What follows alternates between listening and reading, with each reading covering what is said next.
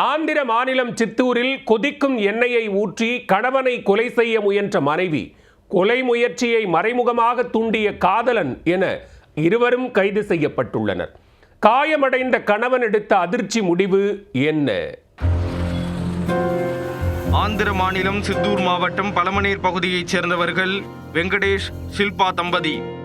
இந்திய ராணுவத்தில் பணியாற்றும் வெங்கடேஷ் அவ்வப்போது விடுமுறையில் சொந்த ஊருக்கு வந்து செல்வது வழக்கம்.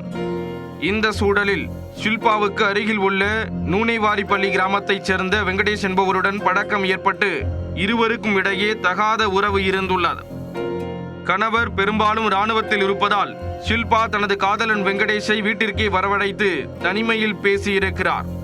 இந்த விவகாரம் ஊர் முழுவதும் பரவிய நிலையில் இராணுவத்தில் இருக்கும் கணவருக்கும் தகவல் சென்றுள்ளது.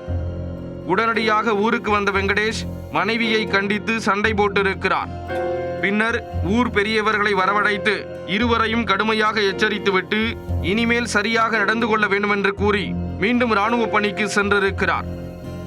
ஆனால் அதன் பிறகும் காதலனை வரவழைத்து தனிமையில் சந்திப்பதை தொடர்ந்திருக்கிறார் ஷில்பா.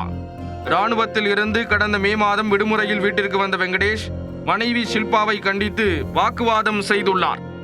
இதனால் கடும் ஆத்திரமடைந்த ஷில்பா காதலனுடன் சேர்ந்து கணவரையே கொலை செய்ய திட்டமிட்டுள்ளார்.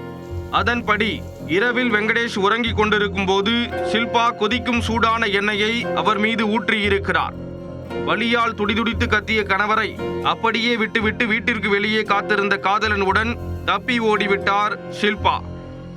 அருகே வசிப்பவர்கள் வெங்கடேஷை மீட்டு மருத்துவமனையில் சேர்த்த நிலையில் அவருக்கு தீவிர சிகிச்சை அளிக்கப்பட்டது. இந்த சம்பவம் தொடர்பாக பலமனேர் போலீசார் கொலை முயற்சி வழக்கு பதிவு செய்து இருவரையும் தேடி வந்தனர்.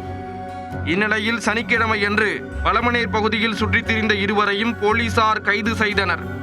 பின்னர் நீதிமன்றத்தில் ஆஜர்படுத்தி ஷில்பாவையும் அவரது காதலரையும் சிறையில் அடைத்தனர்.